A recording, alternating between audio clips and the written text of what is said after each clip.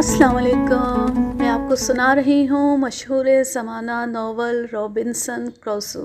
इसके मुसन्निफ़ हैं Daniel Dafoe और ये इसका दूसरा हिस्सा है। मैंने एक बार फिर जंगली लड़के को सर से पाँव तक देखा तो वो यकदम मेरे कदमों में गिर गया और अपनी ज़बान से मेरे एहसान का शुक्रिया अदा करने लगा। मैं उसकी ज़बान तो नहीं समझता था, लेकिन उसकी इस हरकत और उसके लहजे से साफ ज़ाहिर होता था कि वो मेरा एहसानमंद है। मैंने उसे अपने कदमों से ऊपर उठाया और उसे अपने साथ आने का इशारा किया तो वो मेरे पीछे पीछे चलने लगा। हम केबिन के करीब पहुँचे जहाँ सीढ़ी लटक रही थी। मैं सीढ़ी से ऊपर चढ़ गया। हम केबिन के करीब पहुँचे जहाँ सीढ़ी लटक रही थी। मैं सीढ़ी से ऊपर चढ़ गया और उसे भी सीढ़ी के ज़रिए ऊपर आने का इशारा किया। वो खुशी खुशी ऊपर आ गया। मेरे कुत्ते ने उसका इस्तकबाल नाराज़गी से भौंक भौंक कर किया। मैंने कुत्ते को चुप कराया। लड़के के चेहरे से पता चलता था कि वो भूखा है, इसलिए मैंने लकड़ी की प्लेट में उसे फीका दलिया डाल कर दिया। वो उसे गौर से देखता रहा, फिर खाने लगा और सारी प्लेट चट कर गया। मैं ये जानने के लिए बेचैन था कि वो कौन है और ये आदमखोर उसकी जान क्यों लेना चाहते थे और कौन थे। लेकिन मुश्किल ये थी कि वो मेरी ज़बान नहीं जानता था और मैं उसकी ज़बान से नावाकिफ़ था। लेकिन इन बरसों में इशारों की ज़बान ख़ासी हद तक जान गया था, इसलिए मैंने उसे इशारों में पूछा कि वो मुझे बताए कि वो कौन है।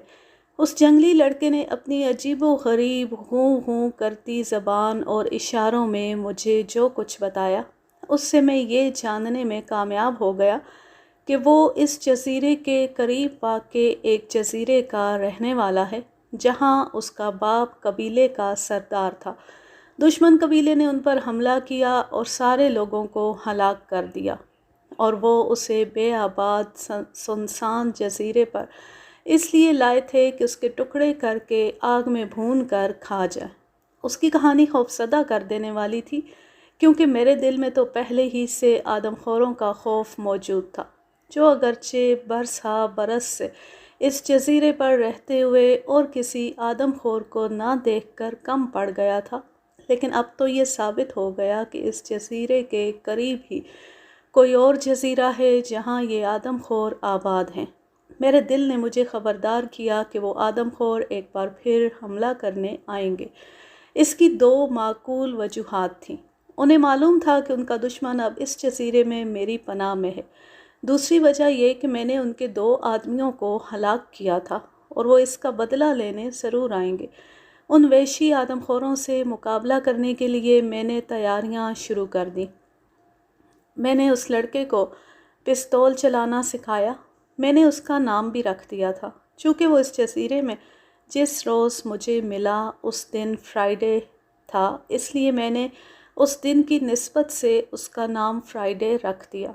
2-4 रोज़ की कोशिश के बाद फ्राइडे पिस्तौल का इस्तेमाल सीख गया।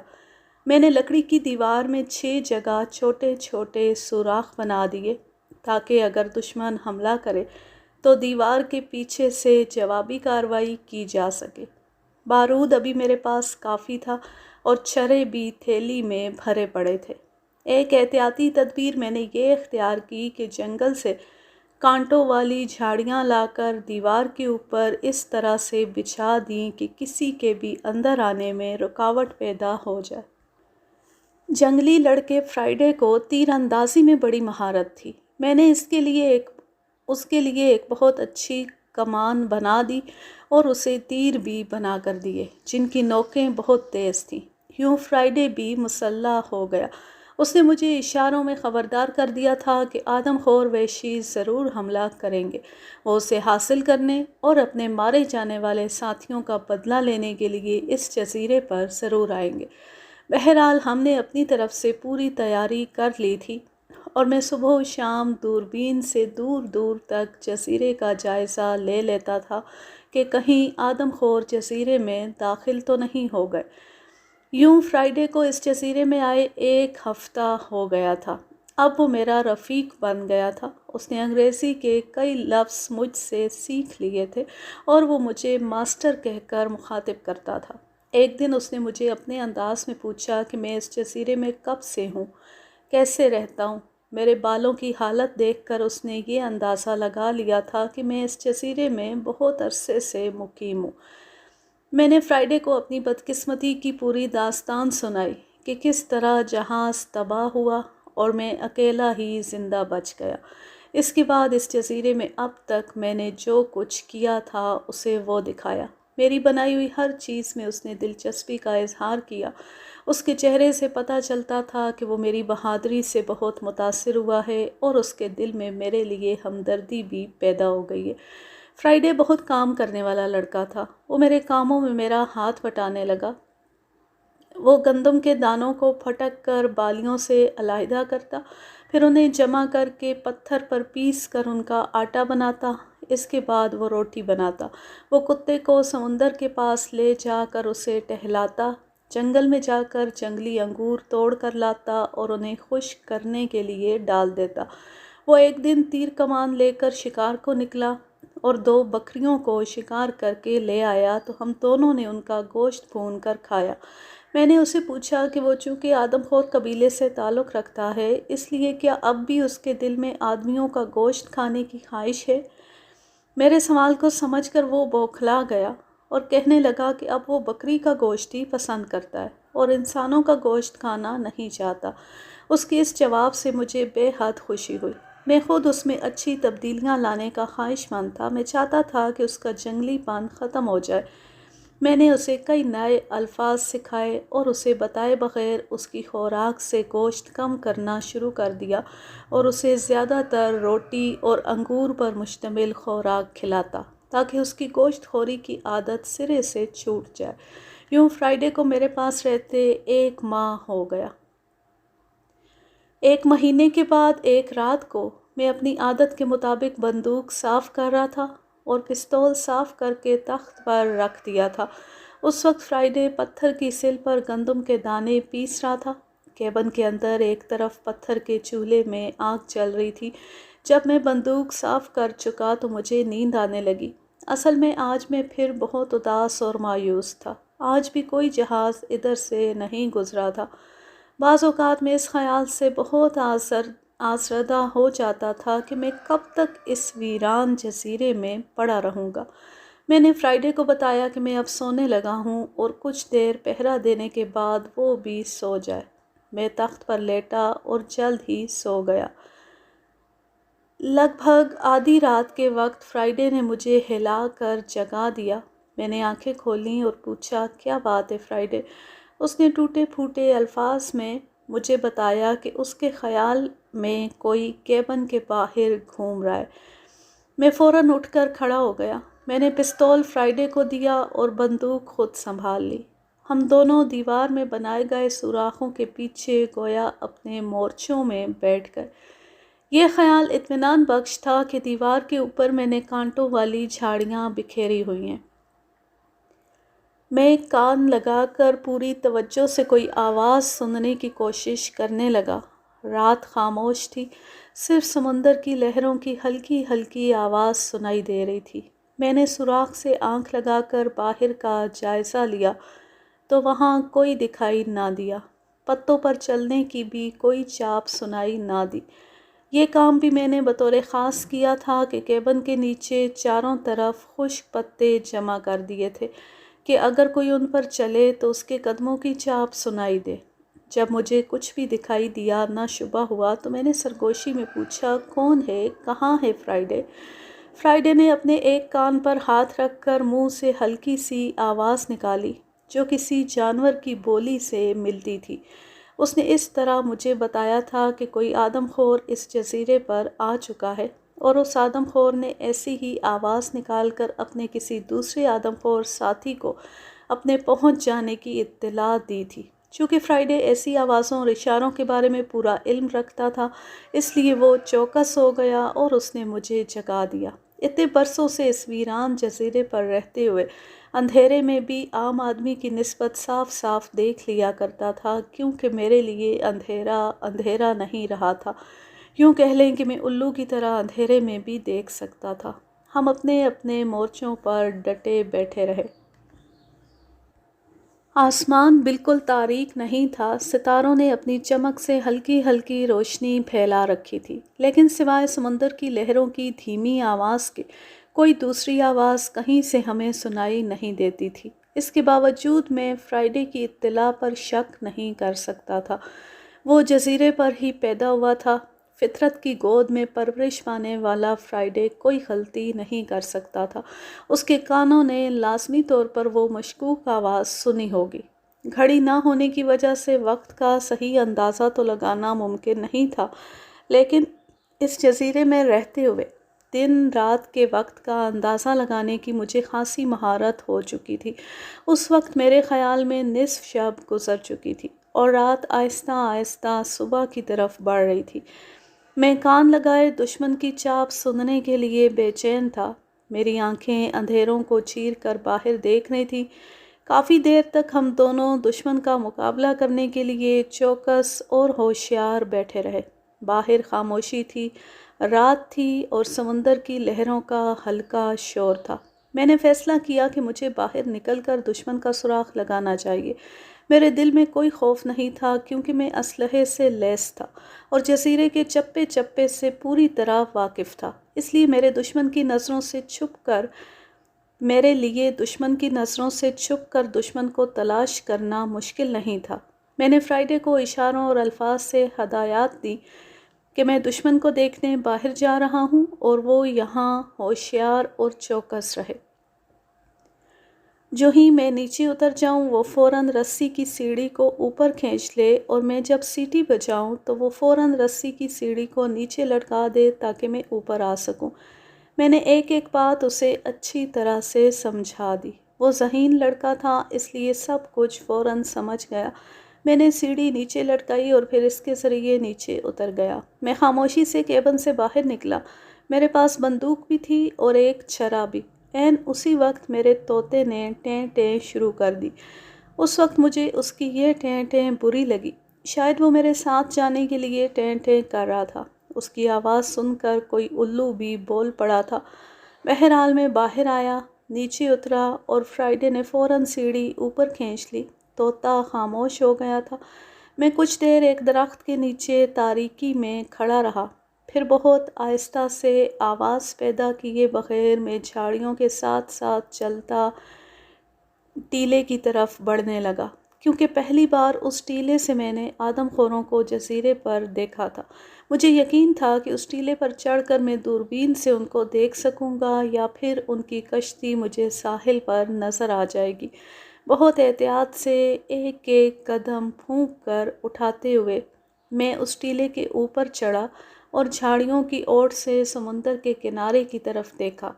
میرا دل تیزی سے دھڑکنے لگا۔ سمندر کے کنارے وحشی آدم خوروں کی کشتی کھڑی تھی۔ اب کسی شک و شبے کی گنجائش باقی نہیں رہی تھی۔ ہوشیار اور ذہین فرائیڈے نے درست اطلاع دی تھی۔ آدم خور اس جزیرے میں اتر چکے تھے اور وہ کس لیے آئے تھے، اس کے بارے میں بھی کسی شک کی گنجائش نہیں تھی۔ میں بے آواز قدموں سے لیکن پہلے سے تیز رفتاری کے ساتھ واپس چل دیا۔ میرے اندازے کے مطابق آدم خور 4-5 سے کم نہیں ہو سکتے تھے۔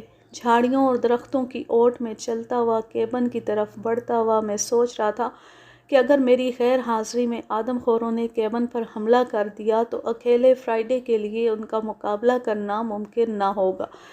اگرچہ اس کے پاس تیر کمان اور پستول بھی تھا، پھر بھی وہ اکیلا ان کا مقابلہ نہیں کر سکتا تھا۔ میرے اندیشے درست ثابت ہوئے۔ عین اسی لمحے کیبن سے پستول چلنے کی آواز سے پورا جنگل گونج اٹھا۔ یہ فائر فرائیڈے نے کیا تھا۔ پرندے درختوں پر شور مچانے لگے۔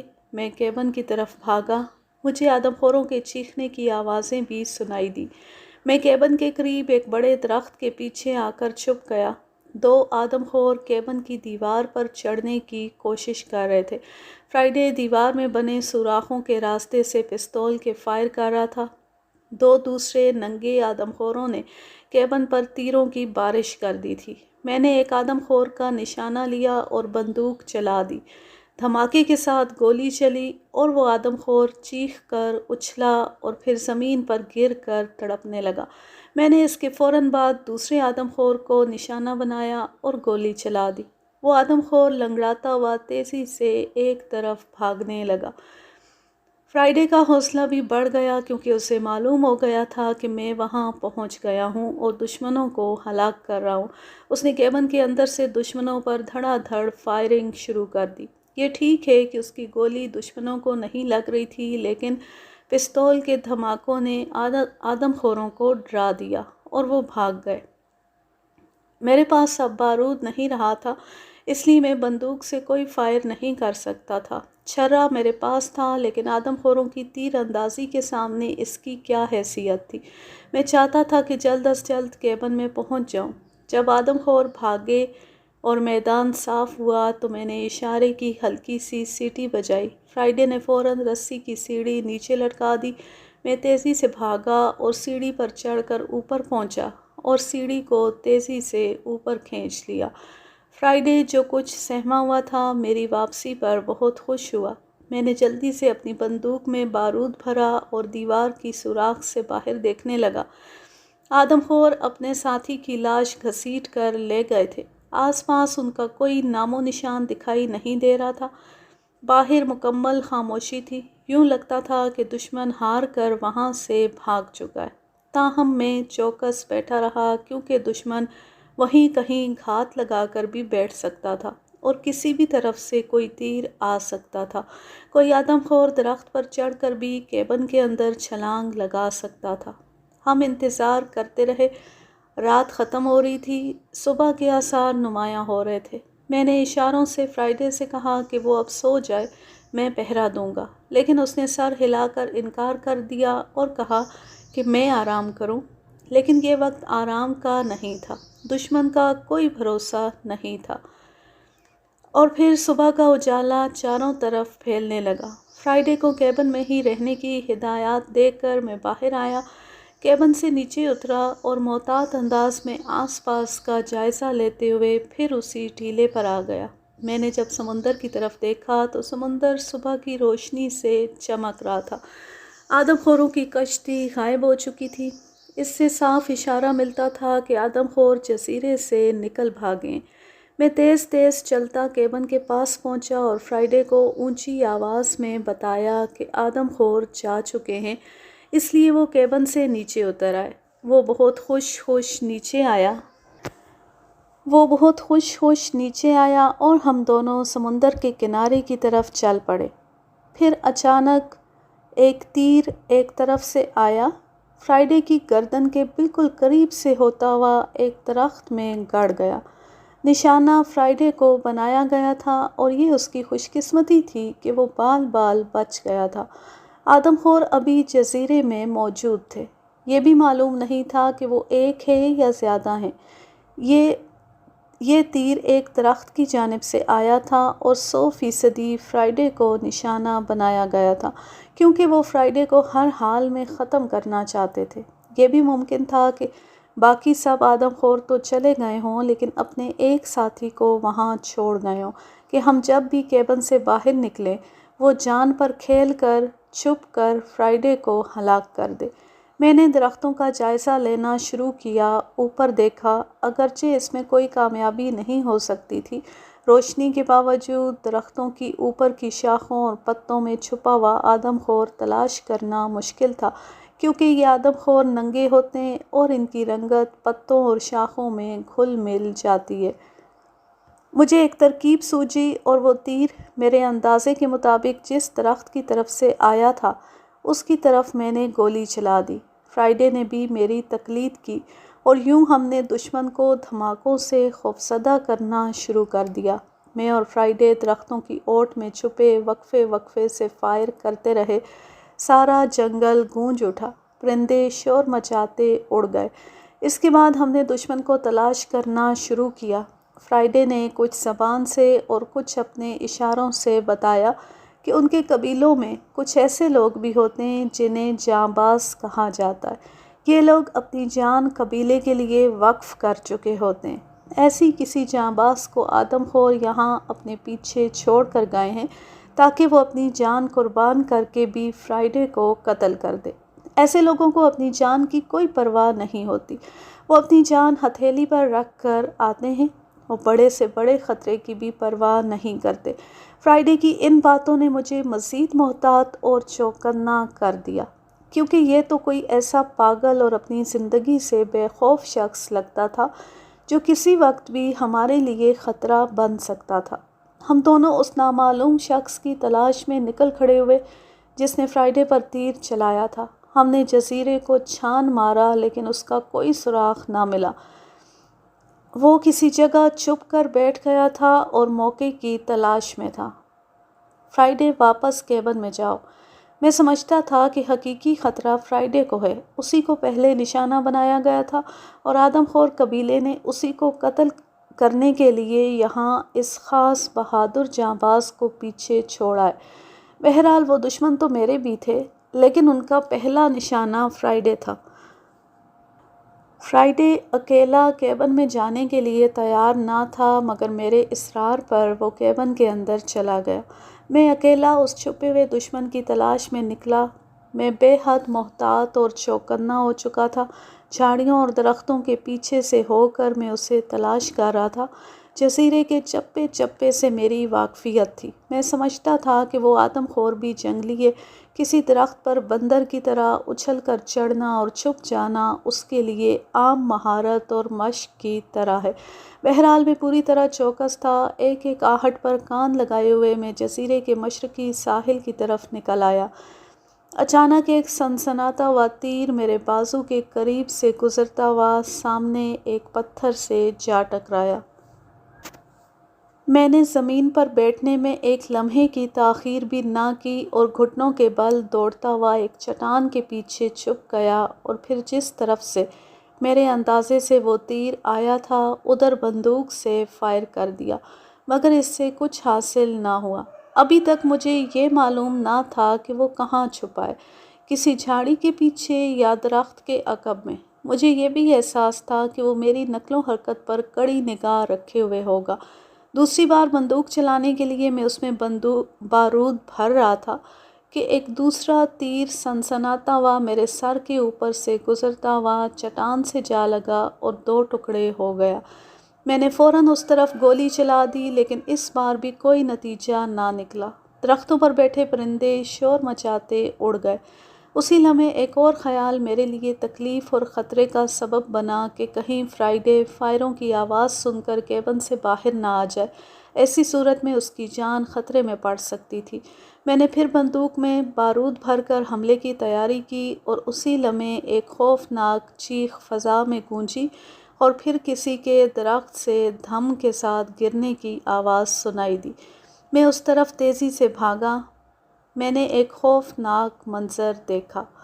آدم خور زمین پر گرا ہے، ایک تیر اس کی گردن میں پیوست ہے اور زمین اس کے خون سے سرخ ہو رہی ہے۔ میں سوچنے لگا کہ یہ تیر کہاں سے آیا کہ فرائیڈے ایک درخت کے پیچھے سے مسکراتا ہوا میری طرف بڑھا۔ میں سمجھ گیا کہ یہ فرائیڈے کا کارنامہ تھا۔ جیسا کہ میں نے اندازہ لگایا، میرے پہلے فائر کی آواز سن کر فرائیڈے کیبن سے باہر آ گیا تھا۔ وہ تیر کمان لے کر آدم خور کی تلاش میں نکل کھڑا ہوا۔ وہ چونکہ ان آدم خوروں کی تمام عادات سے واقف تھا، اس لیے بخوبی اندازہ لگا سکتا تھا کہ آدم خور کہاں چھپا ہو سکتا ہے۔ فرائیڈے نے اپنی تیز نظروں سے آدم خور کو ایک درخت کی شاخوں میں چھپے ہوئے دیکھ لیا۔ اس کے بعد اس نے اس کا نشانہ لیا اور تیر چلا دیا۔ فرائیڈے کا نشانہ خطا نہیں ہو سکتا تھا کیونکہ تیر چلانے میں اس سے خاص مہارت حاصل تھی۔ اس سے پہلے کہ میں کچھ کہتا، فرائیڈے نے اپنے لنگوٹ کے ساتھ اڑسا ہوا ایک چاقو نکالا اور بڑی بے دردی سے اس آدم خور کا پیٹ چاک کر دیا۔ اس کے بعد اس نے آدم خور کا کلیجہ نکالا اور اسے چبانے لگا۔ میرے لیے یہ منظر بہت ہولناک اور کریہ تھا۔ میں اسے نہیں دیکھ سکتا تھا، اس لیے میں نے منہ پھیر لیا۔ میں فرائیڈے کو روک بھی نہیں سکتا تھا۔ فرائیڈے تو انتقام لے رہا تھا۔ یہ آدم خور ان لوگوں کا ساتھی تھا جنہوں نے مل کر اس کے سارے قبیلے اور اس کے ماں باپ کو قتل کیا تھا اور بھون کر کھا گئے تھے۔ فرائیڈے آگے بڑھا، ادب سے میرے سامنے جھکا۔ میں نے اس پر نگاہ ڈالی۔ اس کے ہاتھ خون سے لت پت تھے اور منہ بھی۔ اس نے چند لفظوں میں سارا ماجرا پھر بیان کر دیا۔ اس نے مجھے بتایا کہ آدم خور کا کلیجہ چبا کر اس نے قدیم رسم کے مطابق اپنے خاندان کے قتل کا بدلہ چکا دیا۔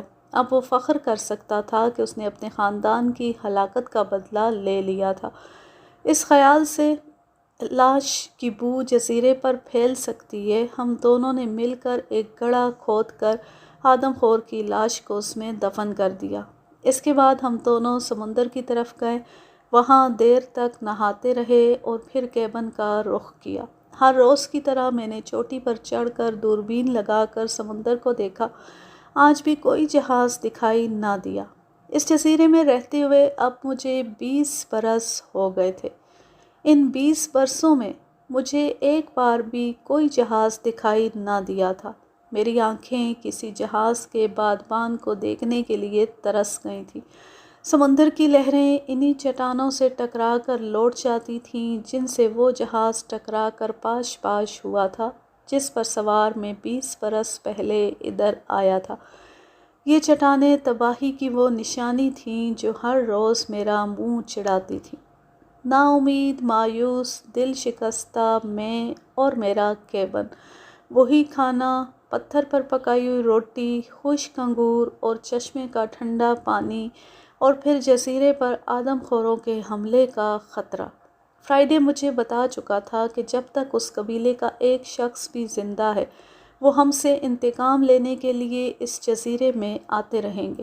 گویا اب اس جزیرے میں ہماری زندگیوں کو ایک مستقل خطرہ لاحق ہو گیا تھا۔ انسان بھی عجیب چیز ہے۔ میری مایوسی اور نا امیدی خود بخود دور ہو گئی کیونکہ ہماری زندگیوں کو خطرہ لاحق تھا، اور اب میرے سامنے ایک مقصد تھا کہ اپنی زندگیوں کا تحفظ کرنا ہے۔ اس مقصد نے میری مایوسی کو ختم کر دیا۔ میں نے جزیرے کا بھرپور جائزہ لینے کا فیصلہ کیا اور کیبن سے نکلتے وقت فرائیڈے سے کہا کہ وہ خشک انگوروں کو ان کے خوشوں سے توڑ کر لکڑی کے صندوق میں اچھی طرح بند کر دے۔ سمندر کے کنارے پہنچ کر اپنی کشتی کو سمندر کے پانیوں کے حوالے کر کے میں جزیرے کے ساتھ ساتھ کشتی کو کھینے لگا۔ یہ ایک خوبصورت دن تھا۔ دھوپ بہت اچھی لگ رہی تھی۔ ساحل پر کھڑے اونچے گھنے درخت بہت اچھے لگ رہے تھے۔ نامعلوم پھولوں اور شگوفوں نے جو درختوں سے لگے ہوئے تھے جزیرے میں خوشبو پھیلا دی تھی۔ سب کچھ بہت اچھا، بہت خوبصورت اور بہت بھلا لگ رہا تھا۔ میں بہت آہستہ سے کشتی کھینتا جا رہا تھا۔ اچانک کشتی کو زبردست دھکا لگا۔ کشتی گھوم گئی۔ میں سمندر میں گرتے گرتے بچا۔ میں اس اندیکھی آفت پر ششدر رہ گیا۔ ایسا کیوں اور کیسے ہوا؟ کچھ سمجھ میں نہ آ رہا تھا۔ یہ نئی مصیبت کیسی تھی؟ میں نے اپنے آپ کو سنبھالا اور پھر اچانک میں نے ایک شارک مچھلی کا کچھ حصہ پانی کے اوپر نکلا ہوا دیکھا۔ اوہ میرے خدا! تو یہ کارستانی اس خوفناک شارک مچھلی کی تھی۔ اس سمندر میں نے اس سے پہلے کئی شارک مچھلیاں دیکھی تھیں لیکن بلا شبہ یہ شارک مچھلی ان سب سے بڑی تھی۔ جہاں تک میرے علم میں تھا عام شارک مچھلیاں کسی کشتی کو دیکھ کر خاموشی سے اس کے پاس سے گزر جانے کی عادی ہوتی ہیں، لیکن ایسی شارک مچھلیاں بھی ہوتی ہیں جو آدم خور ہوتی ہیں، اور ایسی شارک مچھلیاں کشتیوں کو دھکا دیتی ہیں۔ یہ شارک مچھلی ایسی ہی آدم خور مچھلی تھی۔ میں نے دیکھا وہ پلٹ رہی ہے دوبارہ حملہ کرنے کے لیے۔ اب تک میں بالکل سنبھل کر چوکس ہو چکا تھا۔ بندوق بارود سے بھری ہوئی تھی۔ میں اس کے سر کا نشانہ لینا چاہتا تھا۔ جو ہی وہ کشتی کے قریب آئی اور اس کا سر پانی سے اوپر ابھرا، میں نے بندوق کا فائر کر دیا۔ وہ بڑی تیزی سے اچھلی اور پانی کے اندر غائب ہو گئی۔ میں نے اندازہ لگایا کہ فائر نشانے پر لگنے سے وہ مر کر ڈوب گئی ہے، مگر ایسا نہیں ہوا۔ میرا اندازہ غلط نکلا۔ وہ شدید زخمی ہوئی تھی اور غصے سے بپھری شارک مچھلی نے آخری بار کشتی کو زور سے ٹکر ماری۔ کشتی اس ٹکر کو نہ سہ سکی اور الٹ گئی۔ میں سمندر کے پانی میں گر گیا۔ میری قسمت اچھی تھی کہ شارک مچھلی اتنی شدید زخمی ہوئی تھی کہ وہ مجھ پر حملہ کرنے کی ہمت نہ کر سکی۔ وہ سمندر میں نہ جانے کہاں غائب ہو گئی۔ میں سمندر میں تیرتا ہوا کشتی کے پاس گیا اور پھر اسے پانی پر کھینچتا ہوا کنارے تک لے آیا۔ کشتی کو زور لگا کر بڑی مشکل سے سیدھا کیا۔ اتنی دیر میں فرائیڈے بھاگا بھاگا وہاں پہنچا۔ فائر کی آواز نے اسے پریشان کر دیا تھا۔ میں نے اسے بتایا کہ کشتی پر شارک مچھلی نے حملہ کر دیا تھا، اس پر فائر کیا تھا۔ ہم دونوں نے مل کر کشتی کو چٹان سے باندھ دیا۔ اپنے کیبن میں آ کر میں نے پہلا کام یہ کیا کہ بندوق کو اچھی طرح صاف کیا۔ یہ بندوق ہمارا سب سے قیمتی ہتھیار تھا۔ میں نہیں چاہتا تھا کہ اس میں کوئی خرابی واقع ہو، اس لیے اس کی صفائی کا خاص خیال رکھتا تھا۔ میرے پاس اب بارود صرف 2 تھیلیوں میں باقی رہ گیا تھا اور ابھی ہمیں آدم خوروں کے حملے کا ڈر تھا اور ان سے مقابلہ بھی کرنا تھا۔ اس لیے میں نے فیصلہ کیا کہ اب بندوق کو کم سے کم استعمال میں لایا جائے۔ بندوق کی جگہ آئندہ ہم پستول اور تیر کمان سے کام لیں گے۔ ہم دونوں نے ایک درخت کو کلہاڑے سے کاٹا اور گرا دیا اور اس کی شاخوں سے تیر کمان بنانے لگے۔ میں اور فرائیڈے 2 دن اس کام میں لگے رہے۔ یوں ہم نے ہزاروں تیر تیار کر لیے۔ میں نے ایسے تیز اور نوکیلے تیر بنائے تھے کہ ہاتھی کے جسم میں بھی آر پار ہو سکتے تھے۔ تیر کمانوں سے ہم جنگل میں اڑتی مرغابیاں اور دوسرے پرندوں کا شکار کرنے لگے۔ کبھی کبھار کوئی جنگلی بکری بھی ہمارا شکار بن جاتی تھی۔ 3 مہینے گزر گئے، لیکن آدم خوروں نے جزیرے پر قدم رکھا اور نہ ہی ہم پر حملہ کیا۔ میرا خیال تھا کہ وہ بندوق کے دھماکوں سے خوفزدہ ہو چکے ہیں، اس لیے اب کبھی اس طرف رخ نہیں کریں گے۔ فرائیڈے کو اس سے اتفاق نہیں تھا۔ وہ کہتا تھا وہ ضرور آئیں گے، وہ ہمیں بھول نہیں سکتے۔ اور پھر ایک دن وہ واقعہ ہوا جس نے مجھے ہلا کر رکھ دیا۔ ہر روز کی طرح دل میں امید لیے میں صبح کے وقت پہاڑی کی چوٹی پر کھڑا دوربین سے سمندر کا جائزہ لے رہا تھا۔ میں نے جو کچھ دیکھا اس پر مجھے فوری طور پر یقین نہ آیا۔ میں نے دوربین آنکھوں سے ہٹائی اور دونوں ہاتھوں سے آنکھیں مل کر پھر دوربین لگا کر دیکھا۔ میری آنکھیں ایک سفید رنگ کے بھاپ سے چلنے والے جہاز کو دیکھ رہی تھی جو سمندر سے گزر رہا تھا۔ خوشی سے میرا دل سینہ پھاڑ کر گویا باہر آنے کو مچلنے لگا۔ دوربین ہٹا کر میں زور زور سے اچھلنے لگا، چیخنے لگا، مدد مدد! میری چیخو پکار سن کر فرائیڈے بھاگتا ہوا آیا۔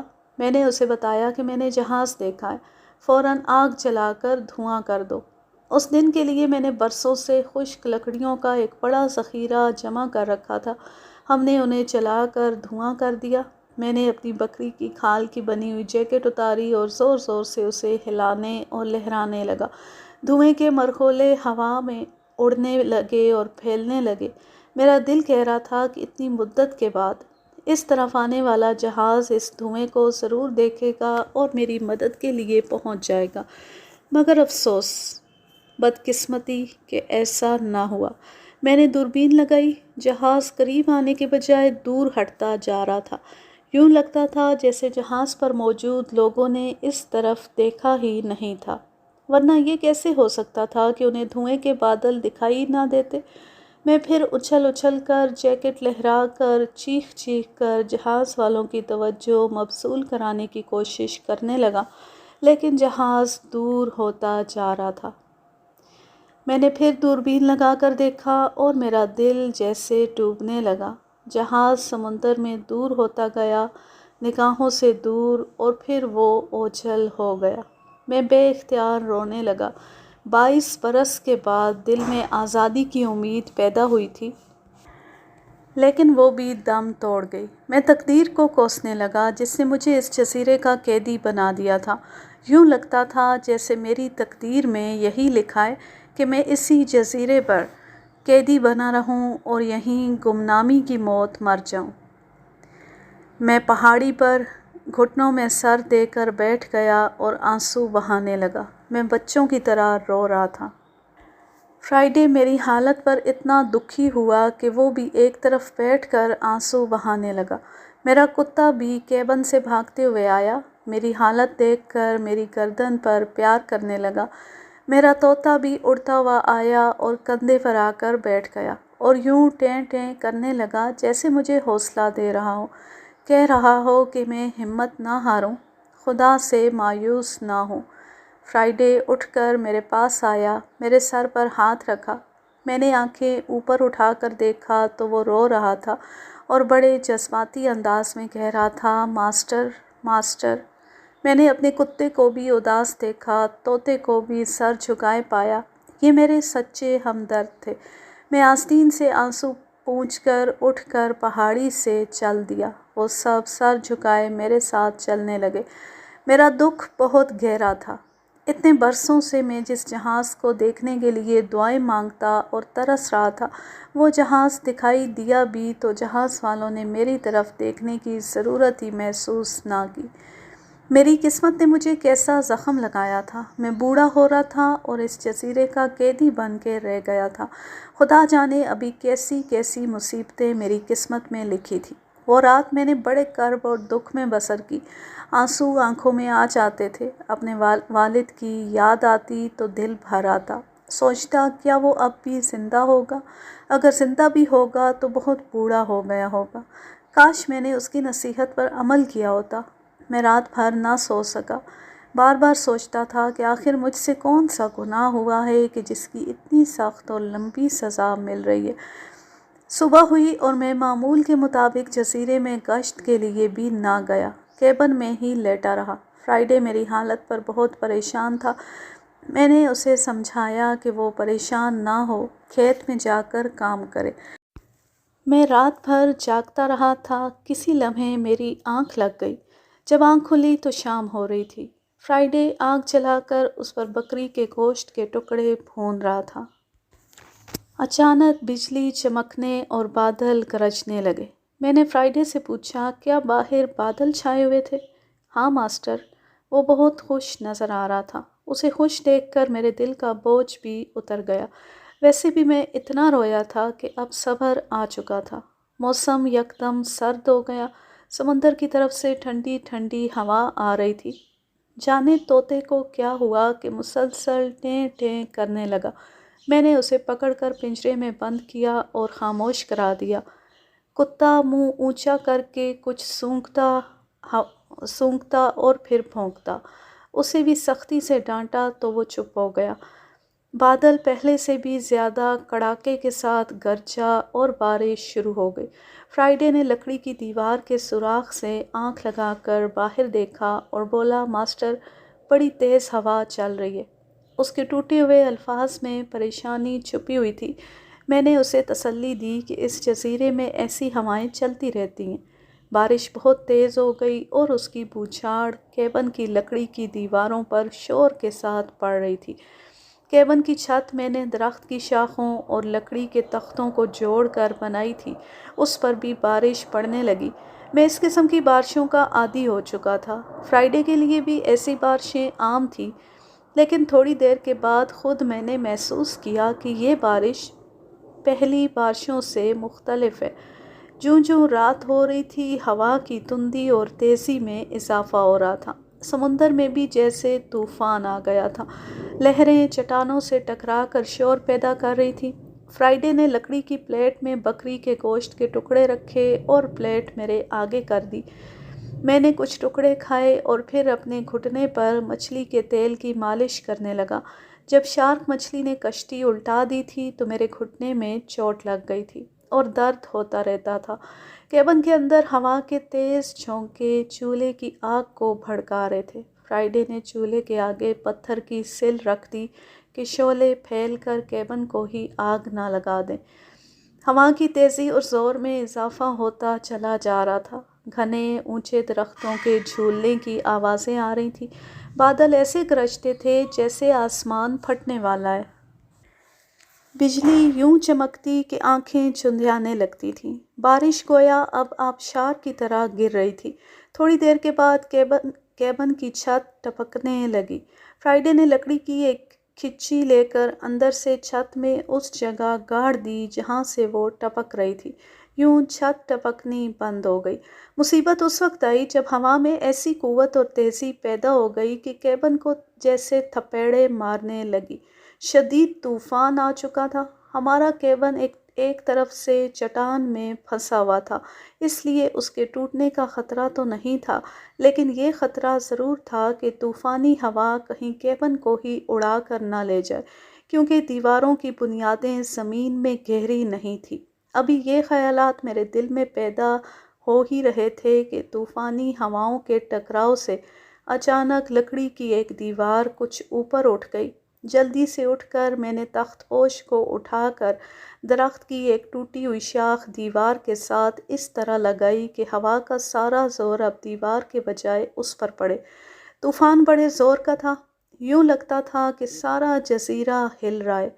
दरख्तों के जड़ से उखड़ने और गिरने की आवाज़ें आ रही थी। समुंदर की लहरों का शोर बता रहा था कि समुंदर जज़ीरे के अंदर फैल रहा है। फिर एक नए खौफ ने मुझे परेशान कर दिया। हमारे केबिन की छत के पास ही एक भारी घना दरख्त था। ये डर पैदा हो गया कि कहीं वो दरख्त टूट कर छत पर ना आ गिरे। ऐसी सूरत में तो केबिन का टुकड़े टुकड़े हो जाना लाजमी था। हमारी जिंदगियां खतरे में थी। मैंने फ्राइडे को हुक्म दिया कि वो फ़ौरन चूल्हे में जलने वाली आग बुझा दे। उसने फ़ौरन आग बुझा दी। मैं बाहर निकला, रस्सी की सीढ़ी पर चढ़कर दीवार के ऊपर गया और उस दरख्त को देखा जो किसी पागल की तरह तुंदो तेज तूफानी हवाओं में झूल रहा था।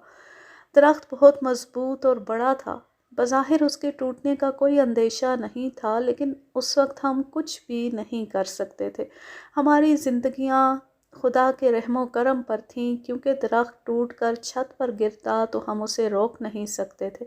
इसमें कोई शक नहीं कि जब से मैं इस जजीरे पर आया था, मैंने अनगिनत तूफ़ान देखे थे, लेकिन ऐसा तूफ़ान पहले कभी नहीं आया था।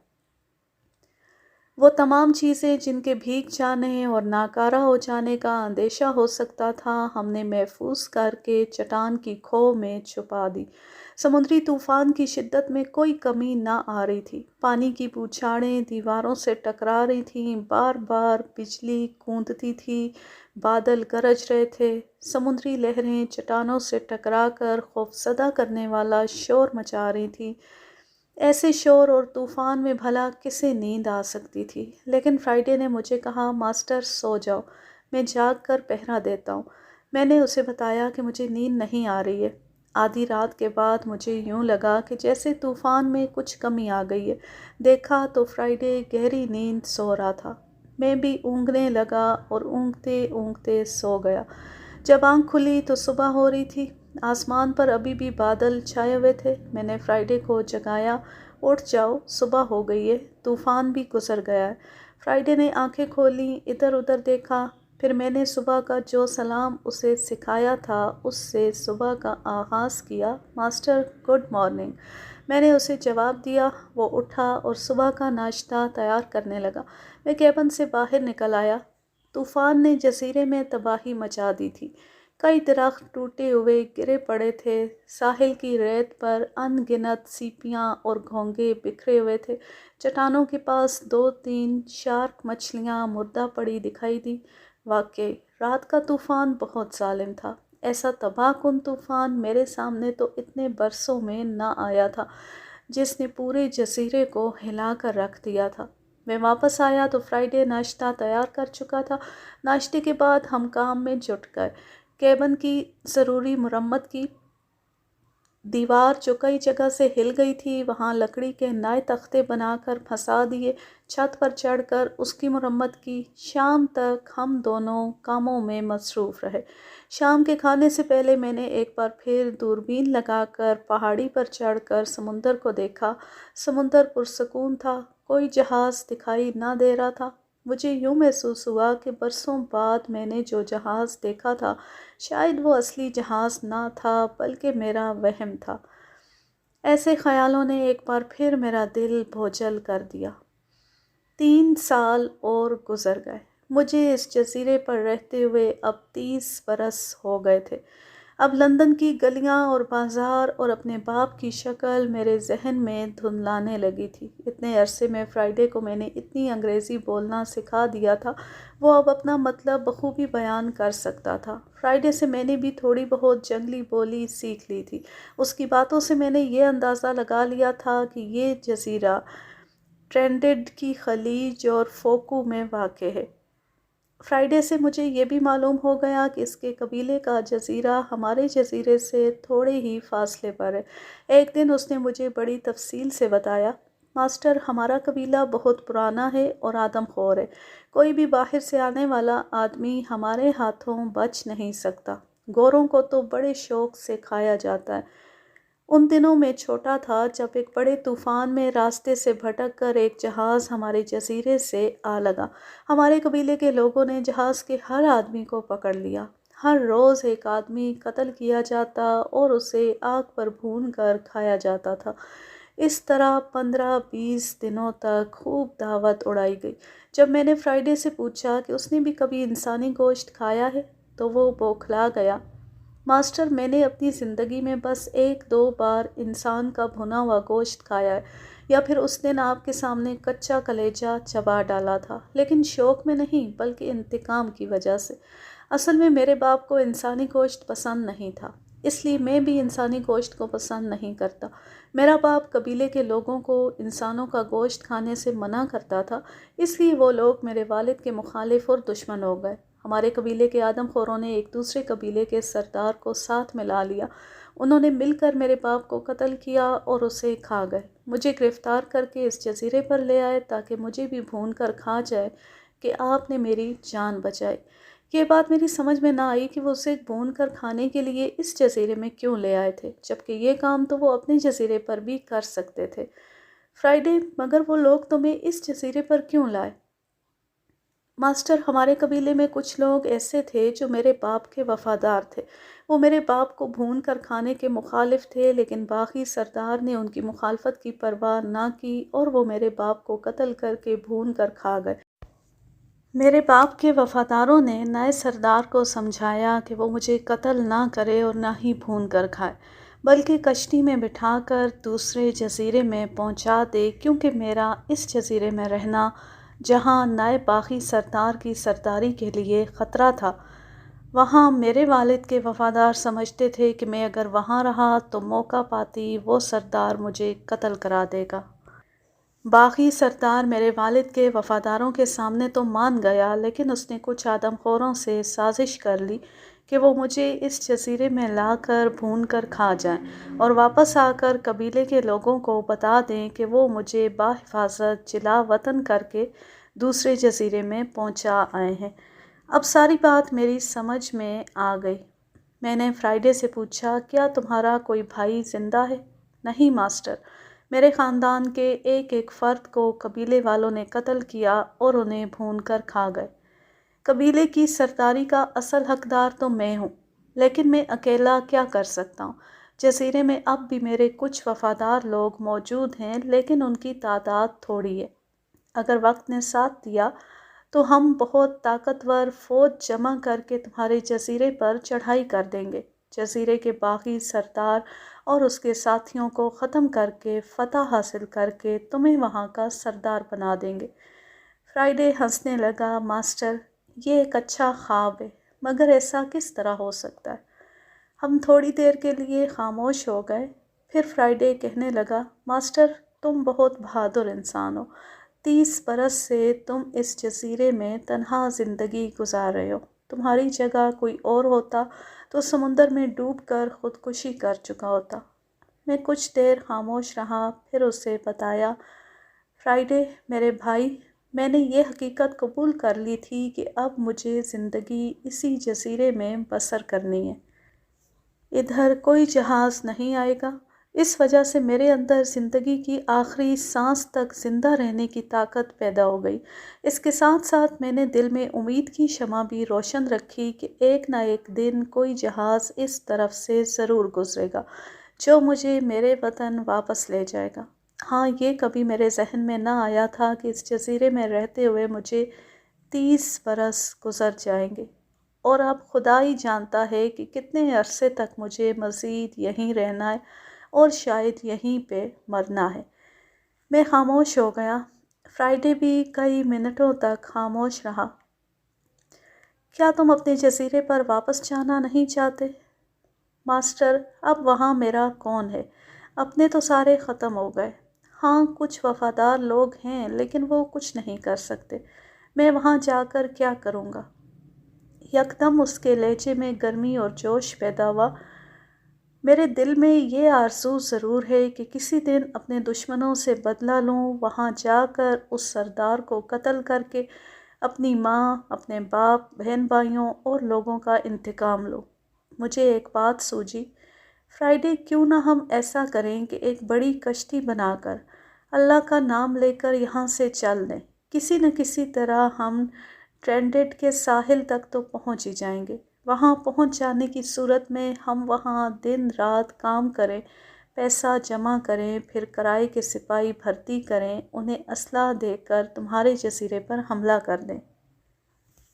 ماسٹر، کرائے کے سپاہی جمع کر کے فوج بنانے کا خیال دل سے نکال دو۔ میرے خیال میں ہمیں ایک بڑی کشتی بنا کر سمندر میں نکل جانا چاہیے۔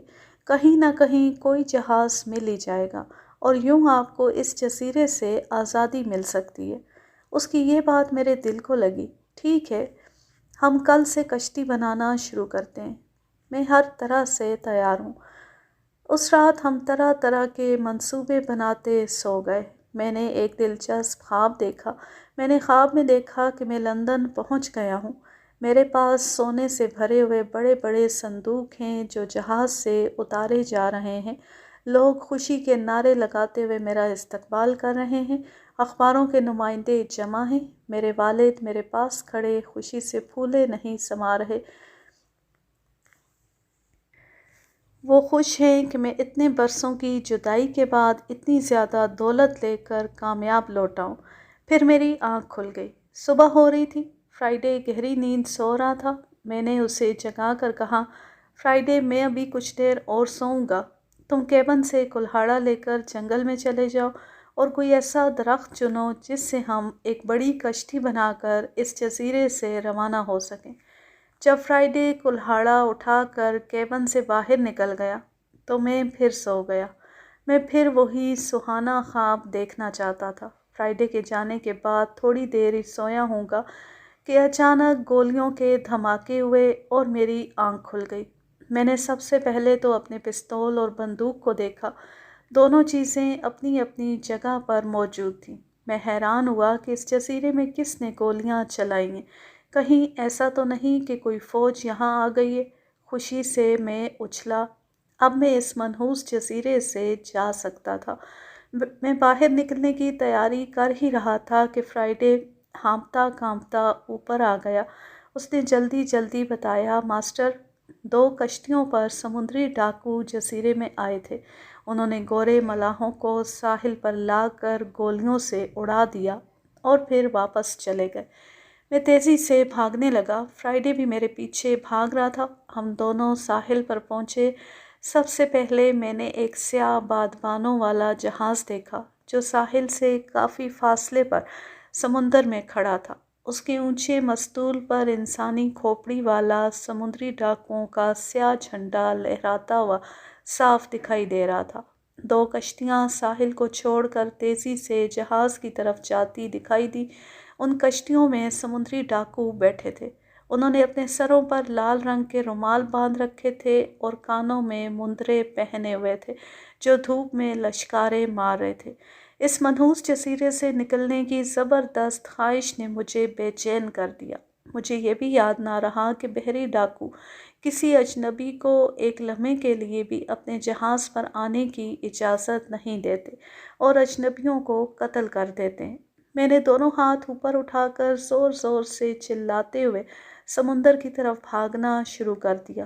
میں مدد مدد پکارنے لگا، حالانکہ ڈاکوؤں کی کشتیاں ساحل سے بہت دور نکل گئی تھیں۔ فرائیڈے بھی میرے پیچھے بھاگ رہا تھا۔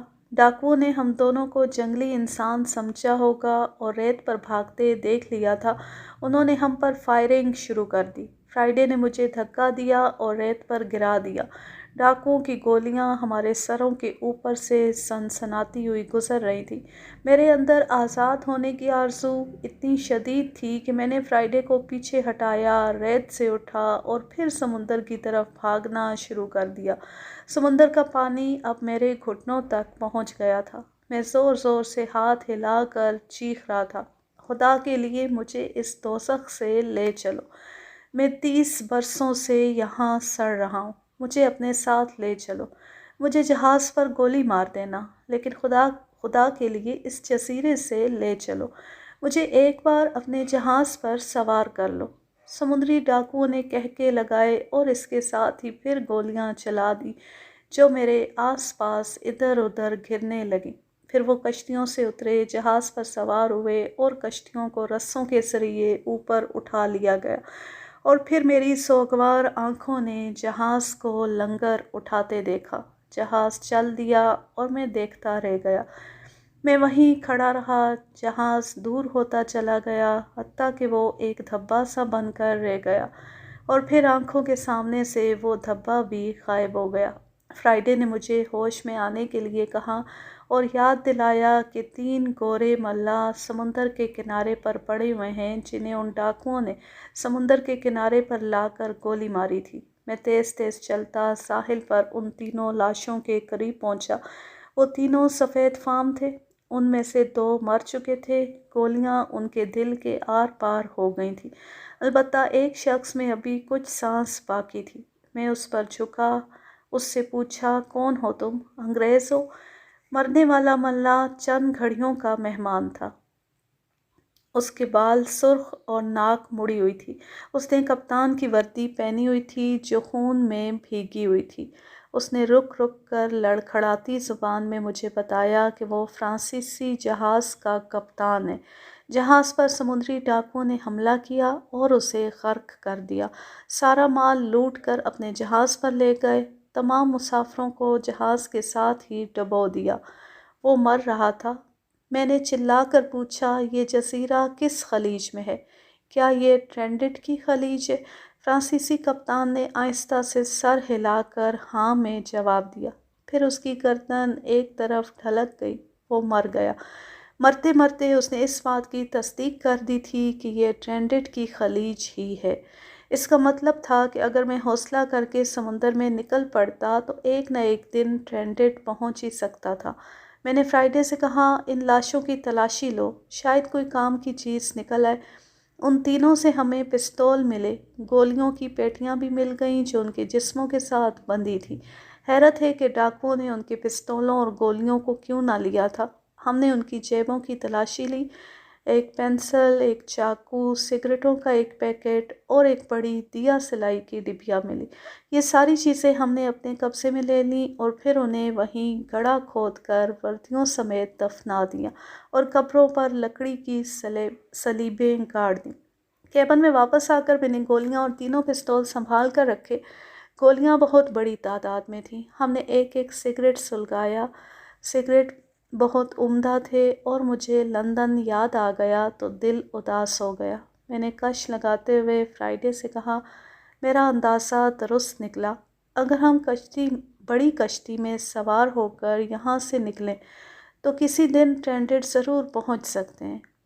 फ्राइडे ने जवाब दिया, मैं एक ऐसे दरख्त को तलाश करके निशान लगा आया हूँ जिससे एक मजबूत और बड़ी कश्ती बन सकती है। दूसरे दिन से हमने उस दरख्त को काट कर ज़मीन पर गिरा दिया। इसके बाद हमें उसके तख्ते काट कर एक मजबूत कश्ती तैयार करनी थी। हम इस जजीरे से निकलने का पुख्ता अज़्म कर चुके थे। हम पूरा दिन कश्ती की तैयारी पर काम करने लगे। हमारा काम बहुत मुश्किल था। लोहे के कील थे न मेखें, इसलिए हमें लकड़ी की मेखें बनानी पड़ी और उन्हें ठोंक कर तख्तों को जोड़ना पड़ता था। पूरा 1 हफ्ता गुजर गया और हमने आधी कश्ती बनाई थी। फ्राइडे कश्ती बनाने में मेरा बढ़ चढ़ कर साथ दे रहा था। वो इस जजीरे से आज़ादी हासिल करके किसी बड़े जदीद शहर को देखने के लिए बेचैन था। वो सारा दिन मेरे साथ काम में लगा रहता।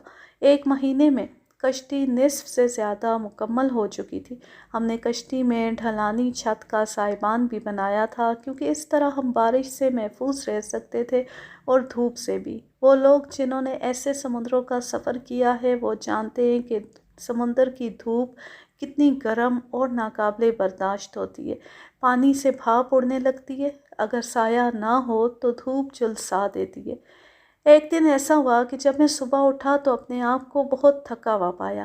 رات میں نے جزیرے کا چکر بھی لگایا تھا اور سارا دن کشتی پر کام بھی کرتا رہا تھا، اس لیے میں بہت تھکا ماندہ تھا۔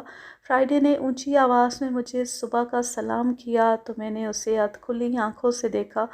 نیند سے میری آنکھیں بند ہو رہی تھیں۔ فرائیڈے مسکراتا ہوا کشتی پر کام کرنے کے لیے چلا گیا اور رسی کی سیڑھی اوپر اچھال دی۔ میں پھر سو گیا۔ میرا خیال ہے کہ میں کوئی گھنٹہ بھر سویا ہوں گا کہ طوطے کے شور کی وجہ سے میری آنکھ کھل گئی۔ میں آنکھیں ملتا اٹھا، طوطا ٹیں ٹیں کرتا رہا۔ میں سمجھ گیا کہ اسے بھوک لگی ہے، اس لیے جب میں نے اسے کھانے کو روٹی اور انگور دیے تو وہ رغبت سے کھانے لگا اور خاموش ہو گیا۔ میں نے کتے کو بھی روٹی اور دودھ دیا، خود بھی تھوڑا بہت ناشتہ کیا، پھر پستول اور دوربین لے کر کیبن سے نکل آیا۔ باہر آتی میں نے رسی کی سیڑھی کو ایک درخت سے باندھ دیا۔ اب بھی میری طبیعت ٹھیک نہیں تھی اور کام کرنے کو دل نہ چاہتا تھا، لیکن مجھے معلوم تھا کہ فرائیڈے وہاں میرا انتظار کر رہا ہوگا۔ میں اسے جا کر بتا دوں گا کہ آج میرا کام کرنے کا موڈ نہیں، وہ اکیلا ہی کام کرے۔ یوں میں چلتا ہوا اس گھنے درخت کی طرف چل دیا جس کے سائے میں ہم کشتی بنا رہے تھے۔ فرائیڈے وہاں نہیں تھا۔ ہر چیز اپنی جگہ پر موجود تھی۔ میں نے سوچا فرائیڈے چشمے پر پانی پینے چلا گیا ہوگا اور میں لکڑی میں میخیں ٹھونکنے لگا۔ جب لگ بھگ 1 گھنٹہ گزر گیا اور فرائیڈے واپس نہ آیا تو میں پریشان ہو گیا کہ آخر فرائیڈے کہاں چلا گیا، اب تک واپس کیوں نہیں آیا۔ میں تیز تیز چلتا ہوا چشمے پر پہنچا لیکن فرائیڈے وہاں بھی نہیں تھا۔ یہ سوچ کر کہ وہ کیبن سے کوئی چیز لینے نہ گیا ہو، میں نے کیبن کا رخ کیا، مگر کیبن میں بھی وہ نہ ملا تو میری پریشانی بڑھ گئی۔ میں نے پورے جزیرے میں اسے تلاش کیا، اونچی اونچی آواز میں اسے بار بار پکارا، مگر جنگل میں میری آواز گونجتی رہ گئی، کوئی جواب نہ مل سکا۔ یا خدا، فرائیڈے کہاں چلا گیا؟ کیا ہوا اسے؟ اسے تلاش کرتا جب میں جزیرے کے مغربی کنارے کی طرف گیا تو وہاں تازہ قدموں کے نشان دیکھ کر میرا دل دھک سے رہ گیا۔ یہ 6-7 آدمیوں کے قدموں کے نشان تھے اور بالکل تازہ تھے۔ قدموں کے یہ نشان جنگل کی طرف جا رہے تھے۔ میں ان کے پیچھے پیچھے چلا، پھر یہ نشان سمندر کے کنارے تک آ گئے۔ اور پھر ایک خیال آیا اور میں کانپ کر رہ گیا، کہیں فرائیڈے کو آدم خور اغوا کر کے تو نہیں لے گئے۔ قدموں کے نشانات نے میرے شبے کو یقین میں بدل دیا۔ ان نشانات سے پتہ چلتا تھا کہ فرائیڈے کو گھسیٹ کر لے جایا گیا تھا۔ دل میں خیال آیا کہ فرائیڈے نے چیخ کر مجھے پکارا کیوں نہیں، تو اس کا جواب بھی فوراً ہی مل گیا کہ آدم خوروں نے اس کا منہ بند کر دیا ہوگا۔ ساحل پر کشتی گھسیٹنے کے نشان بھی صاف دکھائی دے رہے تھے۔ فرائیڈے کو اغوا کر لیا گیا تھا۔ اس کا اغوا میرے لیے بہت پریشان کن تھا۔ وہ میرا ساتھی تھا، میں اسے بھائیوں کی طرح چاہنے لگا تھا اور وہ میرا بہت وفادار تھا۔ اس کی زندگی کو خطرہ تھا، وہ اسے زندہ نہیں چھوڑیں گے۔ پھر دل میں خیال آیا کہ وہ اسے یہاں بھی قتل کر کے بھون کے کھا سکتے تھے۔ کوئی خاص وجہ ہوگی کہ وہ اسے اپنے ساتھ لے گئے تھے۔ ممکن ہے ان کا خیال ہو کہ اگر انہوں نے جزیرے میں آگ جلائی تو اس کے دھوئیں سے مجھے خبر ہو سکتی تھی اور میں ان کو بندوق سے قتل کر سکتا تھا۔ اب کسی شک و شبے کی گنجائش باقی نہیں رہی تھی کہ فرائیڈے کو آدم خور اغوا کر کے اپنے ساتھ لے گئے تھے۔ میں کیبن میں آ گیا اور اندر پہنچ کر سیڑھی اوپر کھینچ کر ایک کونے میں بیٹھ کر سوچنے لگا کہ اب مجھے کیا کرنا چاہیے۔ سوچتے سوچتے دوپہر ڈھلنے لگی۔ میں نے کچھ روٹی کھائی اور باہر نکل آیا، سمندر کے کنارے ٹہلنے لگا۔ میرا طوطا میرے کندھے پر بیٹھا تھا، کتا میرے ساتھ ساتھ چل رہا تھا، گلے میں پستول اور دوربین لٹکی ہوئی تھی، پیٹی میں شکاری چاقو تھا، سر پر کھال کی بنی چھتری تان رکھی تھی۔ میں سوچنے لگا، قسمت نے ابھی مجھے کتنی تکلیفیں اور پہنچانی ہیں، میں کب تک یہاں قید رہوں گا؟ فرائیڈے نے میری زندگی کو تنہائی سے نجات دلا دی تھی، وہ میرے سارے کام کرتا تھا، اب اس کی زندگی خطرے میں تھی۔ میں سمندر کے کنارے ایک پتھر پر بیٹھ گیا، میری آنکھوں کے سامنے سمندر پھیلا ہوا تھا، لہریں آتیں اور کنارے کو چوم کر واپس چلی جاتی۔ میں نے تصور میں دیکھا کہ وحشی آدم خور فرائیڈے کو آگ پر بھون بھون کر کھا رہے ہیں۔ یہ خیالی منظر اتنا تکلیف دہ تھا کہ میں یکدم اٹھ کر کھڑا ہو گیا۔ میں نے اپنے آپ سے کہا، میں ہاتھ پر ہاتھ دھرے بیٹھا نہیں رہوں گا، بلکہ ہر قیمت پر فرائیڈے کی جان بچانے کی کوشش کروں گا۔ میرے پاس بندوق اور گولیاں ہیں، وہ آدم خور میرا مقابلہ نہیں کر سکتے۔ فرائیڈے کو بچانے کے لیے مجھے آدم خوروں کے جزیرے میں جانا ہوگا۔ ہاں، میں وہاں جاؤں گا، فرائیڈے کو بچاؤں گا۔ میں تیز تیز چلتا کیبن میں پہنچا۔ میرے لیے مناسب وقت بھی تھا کہ میں رات کے وقت جزیرے سے رخصت ہوتا، کیونکہ میں نہیں چاہتا تھا کہ آدم خوروں کو میری روانگی کا علم ہو۔ میں نے تیاری شروع کر دی، پانچوں پستول بھر کر گلے میں لٹکا لیے، بندوق بھی تیار کر لی، دوربین بھی ساتھ رکھی، اور اپنی چھوٹی کشتی میں سوار ہو کر سمندر میں اتر آیا اور اس سمت کشتی کھینے لگا جس طرف اشارہ کر کے مجھے فرائیڈے نے بتایا تھا کہ اس کا جزیرہ اس سمت میں ہے۔ سمندر پرسکون تھا، سویا سویا لگ رہا تھا، آسمان پر ان گنت ستارے چمک رہے تھے، میرے چپوں کی چھپک چھپک کی آواز خاموشی میں دور تک گونج رہی تھی۔ میں اس سے پہلے کبھی فرائیڈے کے جزیرے میں نہیں گیا تھا اور نہ ہی مجھے اس کا صحیح پتہ معلوم تھا۔ میں یہ چاہتا تھا کہ رات کے وقت اس جزیرے تک پہنچ جاؤں۔ دن کی روشنی میں آدم خور مجھے دیکھ سکتے تھے اور میرے اور فرائیڈے کے خلاف بہت کچھ کر سکتے تھے۔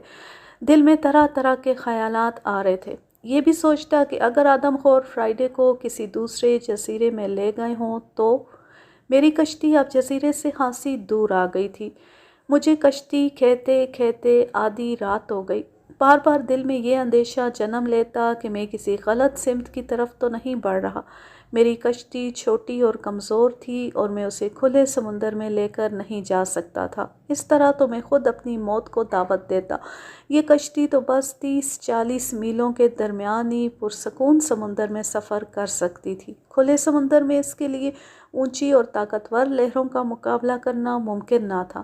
یہی وجہ تھی کہ بار بار میں چونکتا دیکھتا کہ کہیں کشتی کھلے سمندر کی طرف نہ بڑھ رہی ہو، کیونکہ اس میں میری موت تھی۔ اچانک میری نظر مشرق کی طرف پڑی، دور مجھے روشنی نظر آئی۔ اس کا مطلب تھا کہ ادھر کوئی جزیرہ ہے جس میں کسی جگہ آگ جل رہی ہے۔ میں سوچنے لگا، ممکن ہے یہی جزیرہ فرائیڈے کا جزیرہ ہو۔ میں غور سے اس روشنی کو دیکھتا رہا۔ بہرحال کشتی اس طرف جا رہی تھی اور روشنی قریب آ رہی تھی۔ اس کے ساتھ ساتھ گھنے درخت بھی نظر آنے لگے جو کسی جزیرے کے ساحل پر ہی ہو سکتے تھے۔ اب کشتی میں خود بھی دکھائی دے سکتا تھا، اس لیے میں کشتی میں لیٹ کر چپو چلانے لگا۔ مجھے علم تھا کہ اگر اندھیرے میں صاف صاف دیکھ لیتا ہوں تو میری طرح کئی آدم خور بھی اندھیرے میں دیکھنے کے عادی ہوں گے، اور پھر یہ بھی ہو سکتا ہے کہ جزیرے کے آدم خور رات کو چوکیداری بھی کرتے ہوں اور آنے جانے والوں پر نگاہ رکھتے ہوں۔ میں کشتی کو مشرقی کنارے کی طرف لے گیا۔ یہ کنارہ گھنے درختوں سے بھرا ہوا تھا۔ مجھے اب یقین ہو گیا تھا کہ یہ ایک آباد جزیرہ ہے۔ وہ آگ جو میں نے دور سے دیکھی تھی وہ ایک جھونپڑی کے باہر جل رہی تھی۔ میرے لیے یہ اندازہ لگانا مشکل نہ رہا کہ یہ جھونپڑی دراصل نگرانی کی چوکی تھی۔ کوئی نہ کوئی شخص وہاں ضرور پہرا دے رہا ہوگا۔ کشتی کو کنارے پر کھینچ کر میں اسے خاموشی سے کھینچتا ایک چٹان کی کھو میں لے گیا جہاں سمندری بیلیں اگی ہوئی تھیں۔ دونوں ہاتھوں میں پستول تھامے دبے پاؤں میں اس جھونپڑی کی طرف بڑھا۔ میرا پہلا کام یہ تھا کہ مجھے یہ معلوم کرنا تھا کہ کیا میں اسی جزیرے میں آیا ہوں جو فرائیڈے کا جزیرہ ہے اور جہاں میرے خیال کے مطابق اسے اغوا کر کے لایا گیا ہوگا۔ ایک اطمینان بھی مجھے حاصل تھا کہ اگر یہ جزیرہ فرائیڈے کا ہی جزیرہ نکلا تو پھر ان لوگوں کی زبان نہ صرف میں سمجھ سکتا ہوں بلکہ خود بھی ان کی زبان آسانی سے بول سکتا ہوں۔ یہ ایک خوبصورت اور پراسرار منظر تھا۔ رات گہری تھی، آسمان پر ستارے چمک رہے تھے، ان کی روشنی دھیمی دھیمی تھی۔ سمندر پرسکون تھا۔ میں کنارے کے درختوں کے نیچے جھک کر آگے بڑھ رہا تھا اور پھر میں اس جھونپڑی کے عقب میں اس کے بہت قریب آ گیا۔ آگ کا چھوٹا سا الاؤ جل رہا تھا۔ ایک ننگا آدم خور گھٹنوں میں سر دیے اونگ رہا تھا۔ ایک ویران سنسان جزیرے میں برسا برس اکیلے رہنے کی وجہ سے میں بے آواز چلنے میں پوری مہارت حاصل کر چکا تھا، اس لیے بے آواز چلتا ہوا جھونپڑی کے عقب میں گیا۔ میں دیکھنا چاہتا تھا کہ کیا کوئی جھونپڑی کے اندر بھی ہے یا جھونپڑی خالی ہے۔ جھونپڑی کی گھاس کی بنی دیوار کے ساتھ کھڑے ہو کر میں نے تھوڑی سی گھاس ایک طرف کر کے دیکھا۔ اندر تاریکی تھی۔ تاریکی میں دیکھنے والی میری آنکھوں نے جلدی دیکھ لیا کہ جھونپڑی میں پانی کے ایک گھڑے کے سوا کچھ بھی نہیں تھا۔ مجھے بے حد خوشی ہوئی کیونکہ باہر آگ کے الاؤ کے پاس اونگنے والا آدم خور اکیلا ہی پہرا دے رہا تھا۔ اس اکیلے آدم خور کو قابو کرنا میرے لیے مشکل نہ تھا۔ اس وقت میں پستول چلانے کے حق میں نہیں تھا کیونکہ پستول کے دھماکے کے نتیجے میں بہت سے آدم خور مقابلے میں آ سکتے تھے۔ میں زمین پر منہ کے بل لیٹ کر سمندری کیڑے کی طرح رینگتا ہوا آدم خور کی طرف بڑھنے لگا۔ پستول میرے گلے میں لٹکا ہوا تھا، دونوں ہاتھوں میں بکری کی کھال کی بنی رسی پکڑی ہوئی تھی۔ وحشی آدم خور گہری نیند سو رہا تھا، اسے کچھ خبر نہ ہوئی، حالانکہ میں جانتا تھا کہ یہ جنگلی معمولی سی آہٹ پر چوکنے ہو جاتے ہیں۔ میں نے تیزی سے وہ رسی اس کے گلے میں ڈالی، اسے اتنا مروڑا کہ جنگلی آدم خور کی آنکھیں باہر نکل آئیں۔ اس نے بے حد وحشت سے میری طرف دیکھا۔ میں اسے گھسیٹتا ہوا جھونپڑی کے اندر لے گیا۔ اس کا گلا رسی سے اس حد تک دبا رکھا تھا کہ اس کے حلق سے آواز نہیں نکل سکتی تھی۔ جھونپڑی کے اندر جا کر میں نے رسی کی گرفت معمولی سی ڈھیلی کی اور اس کے کان کے قریب اپنا منہ لے جا کر کہا، آج تم ساتھ والے جزیرے سے ایک لڑکے کو اغوا کر کے لائے ہو؟ اس نے سر ہلا کر ہاں میں جواب دیا، اور اس سے پہلے کہ وہ چیخنے کی کوشش کرتا میں نے رسی کس کر پستول اس کی کن پٹی پر رکھتے ہوئے کہا، یہ وہ چیز ہے جو آگ اگلتی ہے، دھماکہ ہوتا ہے اور انسان تڑپ تڑپ کر مر جاتا ہے۔ اگر تم زندہ رہنا چاہتے ہو تو خاموش بیٹھے رہو۔ ادھر دیکھو، میرے پاس ایسے کتنی ہی پستول ہیں، میں تمہیں اور تمہارے سب ساتھیوں کو آسانی سے ہلاک کر سکتا ہوں۔ مجھے بتاؤ وہ لڑکا کہاں ہے؟ کہیں تمہارے ساتھیوں نے اسے بھون کر تو نہیں کھا لیا؟ اس نے نفی میں سر ہلا کر جواب دیا، نہیں۔ میرے بدترین اندیشے غلط ثابت ہوئے تو میں بہت خوش ہوا۔ فرائیڈے ابھی زندہ تھا، اسے بچایا جا سکتا تھا۔ مجھے بتاؤ وہ کس جھونپڑی میں قید ہے، کہاں ہے؟ جنگلی پہرے دار اب خوفزدہ ہو چکا تھا، وہ اپنی جان بچانا چاہتا تھا، اس لیے اس نے مجھے بتا دیا کہ فرائیڈے کو جنگل کے اندر سردار کی بڑی جھونپڑی کے پیچھے ایک اور جھونپڑی میں قید کر کے رکھا گیا، جہاں ہر وقت 2 آدم خور پہرا دیتے ہیں اور ان کے پاس چھرے اور تیر کمان ہیں۔ میرے پوچھنے پر اس نے بتایا کہ فرائیڈے کو ابھی تک اس لیے قتل نہیں کیا گیا کہ کچھ دنوں کے بعد کسی دیوتا کا تہوار ہے اور سردار اس تہوار کے دن فرائیڈے کا خون اور گوشت دیوتا کے حضور بطور نذرانہ پیش کرنا چاہتا ہے۔ اس خبر سے میرے اطمینان میں مزید اضافہ ہوا۔ اب میرے پاس اتنا وقت تھا کہ میں فرائیڈے کو آزاد کرانے کی کوشش کر سکوں، لیکن اس سے پہلے مجھے اس پہرے دار آدم خور کو ٹھکانے لگانا تھا، کیونکہ بچ جانے کی صورت میں یہ اپنے سردار اور قبیلے کو میرے بارے میں بتا سکتا تھا۔ میں نے اس سے پوچھا، تم اب تک کتنے انسانوں کو ہلاک کر کے ان کا گوشت کھا چکے ہو؟ اس نے اشاروں میں جواب دیا، میں 12 انسانوں کا گوشت کھا چکا ہوں۔ میرے لیے اس آدم خور کو قتل کرنے کا معقول سبب موجود تھا۔ میں نے اس کے سر پر بڑے زور سے پستول کا دستہ مارا، وہ بے ہوش ہو گیا۔ اسے گھسیٹ کر میں سمندر کے کنارے لے آیا، پھر ایک اونچی چٹان پر چڑھ کر اسے دھکیل کر گہرے سمندر میں کھاڑی میں گرا دیا۔ وہ بچ نہیں سکتا تھا۔ آج کے لیے بس اتنا ہی۔ اب میں لیتی ہوں آپ سے اجازت۔ جہاں رہیں خوش رہیں، شاد و آباد رہیں، ہنستے مسکراتے رہیں، اور اگر یہ کہانی یا میرا انداز پسند آئے تو اس چینل کو سبسکرائب ضرور کر لیں اور بیل آئیکن کو ضرور پریس کریں تاکہ آنے والی ہر نیو ویڈیو کی نوٹیفیکیشن آپ کو بر وقت ملتی رہے۔ ویڈیو کو لائک کیجیے، زیادہ سے زیادہ شیئر کیجیے اور اچھا سا کمنٹ کیجیے۔ اللہ حافظ، اللہ نگہبان۔